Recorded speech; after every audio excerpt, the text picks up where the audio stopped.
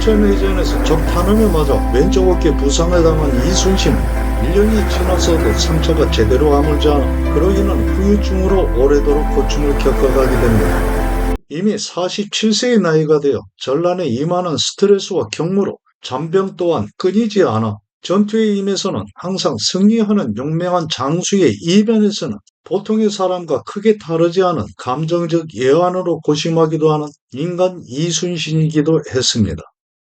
어머니를 하늘처럼 생각하는 효심, 먼저 세상을 떠나간 두 형들의 자손인 조카들에 대한 걱정, 떨어져 있는 아내와 자식들에 대한 그리움, 그런 공허함과 피로를 부하 장수들과의 술자리로 덜어내기도 하고 자신을 끝까지 신뢰해준 유성룡에 대한 정의를 잊지 않고 서신을 보내 근황을 알리기도 하며 군사들이 모두 모인 자리에서 스스럼 없이 고기 한 점을 집어먹기도 하는 소탈함은 갑옷을 벗은 한 사람으로서의 이순신을 그대로 보여주는 모습들인데요. 전투를 함께하며 언제나 승리하는 가운데서도 경상우수사 원균에 대한 인간적인 갈등과 번민을 그대로 일기에 적기도 했습니다. 원균의 행동 방식과 처세, 전쟁에 임하는 장소로서의 책임감과 군사와 병기 등에 대한 준비와 관리 등에 있어 자신 뜻에 맞지 않았던 원균에 대한 감정을 굳이 숨기려 하지는 않았는데요. 그런 이순신은 포로로 잡힌 외적의 태도가 불손하거나 충실하지 않을 때는 가차없이 목을 베게 했고 아군이라 해도 군령을 어기거나 전투에 임해 임전무태의 태도를 보이지 않을 때도 역시 용서하지 않았습니다. 사천에서의 해전을 승리로 이끈 이순신은 1592년 6월 2일 척후선으로부터 당포에 외선 21척이 정박해 있다는 첩보를 받고 부상한 몸을 추슬러 함대를 이끌고 그곳 바다로 향합니다. 당포 해안에 도착해 자신이 타고 있던 대장선을 앞세워 적선들이 있는 곳을 향해 나아가는데요. 조선의 대형 전선이 판옥선과 유사한 크기의 큰 배 누각 위에서 비단옷을 입은 손에 금부채를 쥐고 위험있게 앉아 움직이지 않고 있는 적장을 발견한 이순신은 화포를 일제히 발사하게 하면서 외적의 장수가 탄 배를 향해 돌격하였고 화살을 맞은 외적의 장수가 바다로 추락하니 중심 잃고 혼비백산한 왜군은 좌충우돌하다 모두 섬멸당합니다. 이 당포해전은 옥포해전, 하포해전, 적진포해전, 사천해전에 이은 5번째 해전인데요. 육지에서는 거칠 것 없이 북상해 가던 왜군이었지만 바다에서 돌발한 연이은 패전에 따른 예상하지 못한 상황이 이어지자 후방에 대한 염려로 그 집중력이 분산될 수밖에 없게 됩니다. 이토록 전라우수사 이혁기가 전선 25척을 거느리고 와 합류하니 조선 수군의 전력은 더 한층 증가하게 되었는데요. 이 당시 외적의 수군은 뚜렷한 저항 세력이 없는 경상도 앞바다를 각 장수가 이끄는 함대별로 이동하면서 약탈을 일삼고 있었는데 당포 해안에 외선들이 정박해 있다는 첩보를 입수한 이순신은 당포 승전 3일 후인 6월 5일 당포로 뱃머리를 향하게 하여 진격합니다. 이곳 당항포에서는 총 2차례에 걸쳐 해전이 펼쳐지는데요. 그중 6월 6일까지 이어진 이날의 전투를 제1차 당항포 해전이라고 합니다. 이순신은 먼저 척후선 3척을 보내 적진의 형세를 살피게 하였고 총 26척의 적선이 정박해 있는 것을 확인하고는 각 함선을 일제히 꼬리를 물게 하여 적선이 정박해 있는 해안으로 돌진합니다. 이순신은 적병이 육지로 상륙해 도망하는 것을 막기 위해 바다 한가운데로 유인해 모두를 섬멸할 계획이었는데요.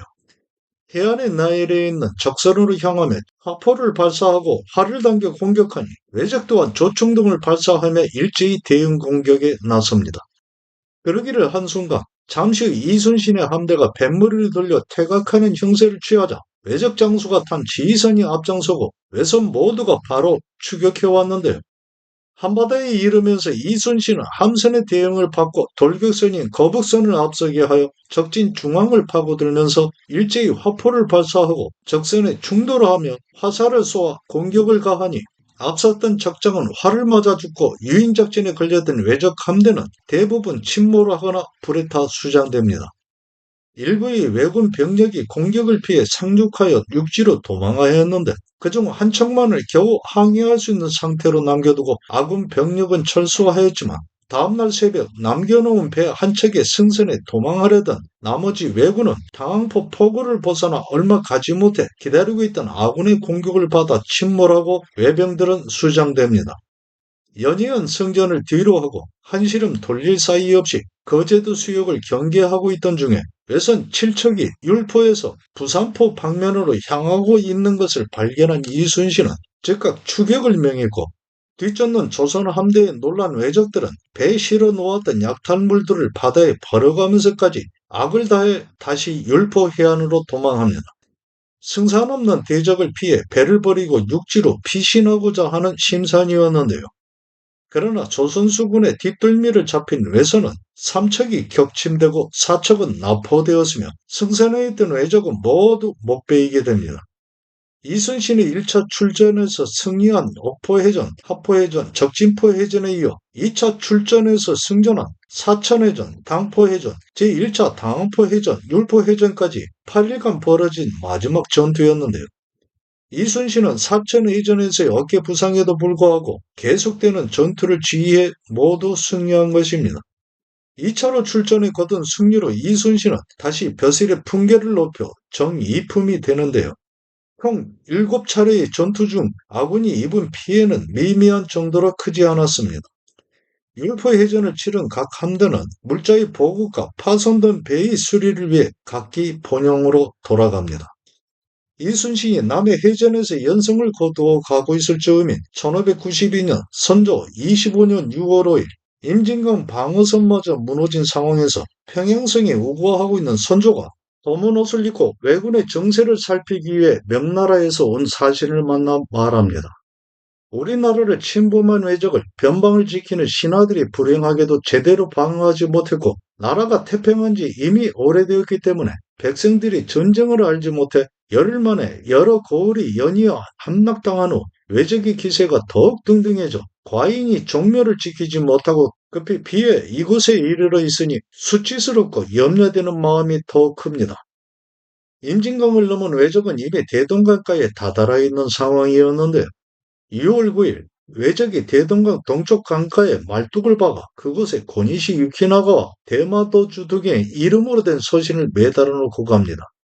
고니시 유키나가는 4월 13일 왜적이 침략할 때 선봉장이 되어 부산에 상륙한 자인데요. 서신의 내용은 조선의 강화를 청하는 것이었으며 31세의 나이로 종이품의 대사원이 된 이덕형을 대동강 배 위에서 만나 회담하자는 것이었습니다. 영의정 이산해의 사위인 한음 이덕형은 오성 이항복과 함께 오성과 한음으로 잘 알려져 있는 사람으로 불과 37세의 나이에 우의정이 되고 후에는 영의정이 자리까지 오른 사람입니다. 명나라의 구운병을 요청하는 청원사라가 이를 이루었는데요. 이 당시 선조는 유성룡 등의 만류에도 평양성을 떠나 북쪽으로 향할 마음을 굳히고 이미 왕비와 왕자를 먼저 출발하도록 준비하고 있는 상황이었습니다. 선조는 왜적 장소에 청을 들어 이덕형에게 나아가 왜적의 말을 들어보게 하였고 대동강 중앙에 띄어진 배에 승선한 이덕형에게 술잔을 돌린 적장이 말합니다. 일본은 기국과 전쟁하고자 하는 것이 아닌데 이전에 동네 상주 용인을 지날 때마다 회담을 요청하였으나 기국은 그에 답은 하지 않고 군사만을 움직였기에 우리가 여기까지 오게 된 것이오. 우리는 판서가 기국의 왕을 모시고 이곳을 피하여 우리에게 요동으로 가는 길을 열어줄 것을 원할 뿐이오. 만약 귀국이 단지 중국만을 침범하고자 했다면 어찌 절강으로 향하지 않고 이곳으로 온 것이오? 이것은 실로 우리나라를 침략하고자 하는 계책일 뿐이니 죽어도 그 말을 들어줄 수는 없어. 그렇다면 강화는 없는 것이오.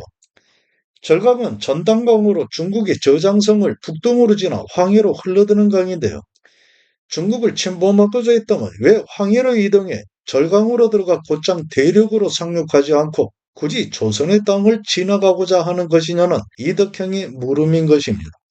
최초 고니시 유키나가가 부산에 상륙해 동래를 함락할 때 울산 군수 이연함을 생포하여 도요토미 히데요시 신입장과 예조에 보내는 공문을 주어 보냈는데 돌아온 이연함은 처벌이 두려워 탈출해 도망왔다고 거짓을 말하고는 히데요시의 신입장과 공문을 전달하지 않았던 것입니다.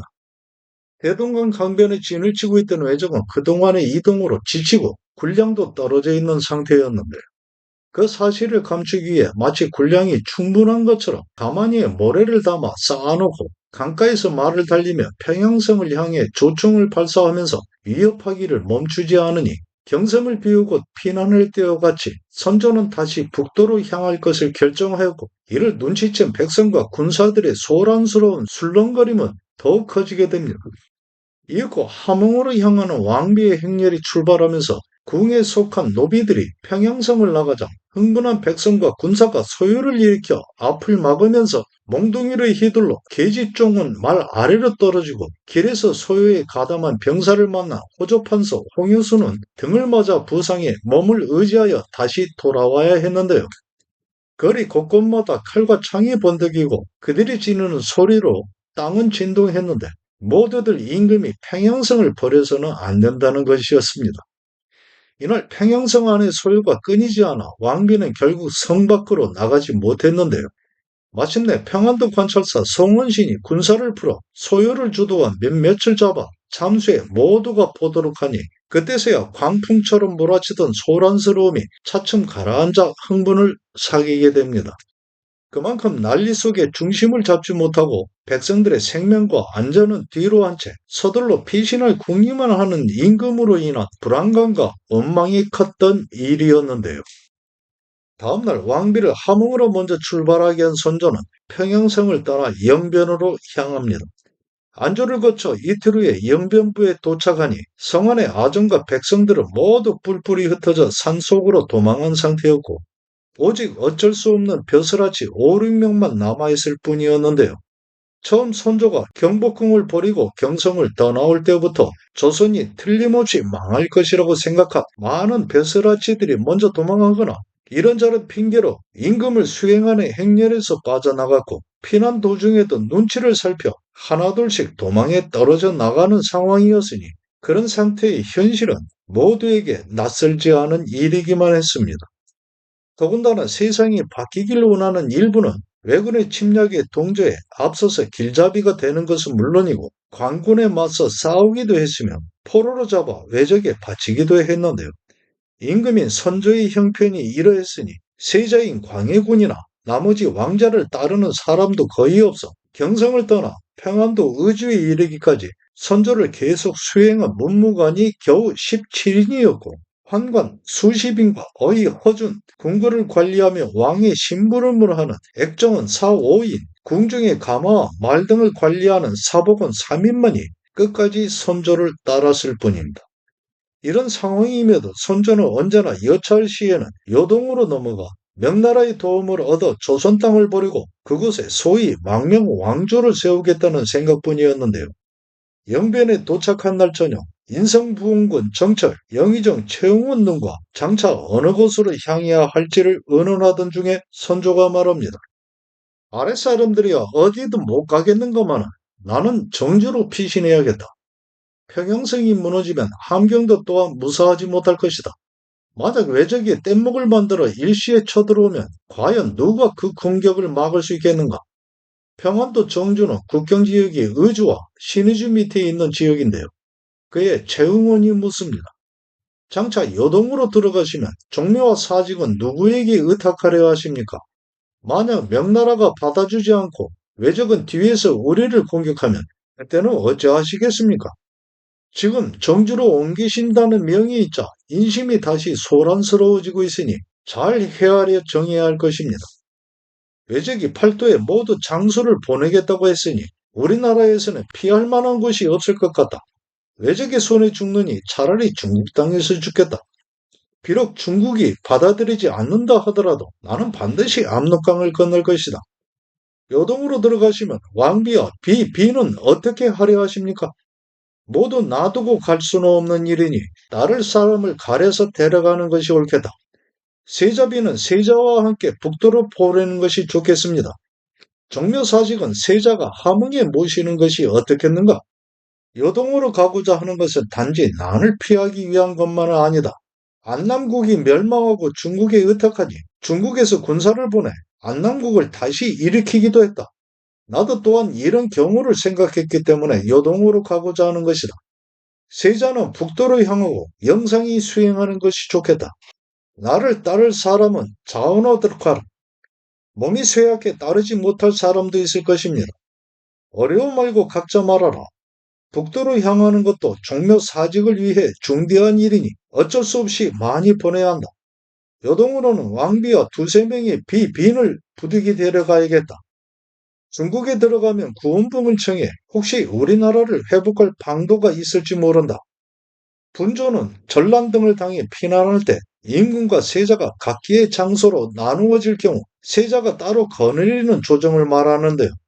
이날 세자 광해군에게 분조할 것을 명한 선조는 자신의 면전에서 요동으로 함께 가겠다고 자원하는 신하가 없자 밤에 몇몇 되지 않게 함께 하고 있는 신하들을 불러 다시 말합니다. 나는 중국에 들어가 의탁하겠다. 세자는 당연히 종묘사직을 받들어 이곳에 머물면서 나라를 살펴야 할 것이다. 누가 흔쾌히 나를 따라 요동으로 갈 것인가? 그의 오성 이항복이 말합니다. 신은 부모가 계시지 않고 나이도 젊어 병이 없으니 당연히 죽음으로 어려움을 따르겠습니다. 그러나 이항복에 달리 나서는 신하가 없자 선조는 이항복으로 하여금 밖에 나가 자원자를 모으게 하는데요. 그럼에도 승지, 홍진, 이조참이 이괴, 무관, 한연 등 세 사람만 뜻을 받아들입니다. 상황이 그렇게 되니 이항복은 선조가 스스로 따를 신하를 정하기를 청하였고 선조는 몇 사람을 정하고 최응원 등 10여인은 세자를 따르게 합니다.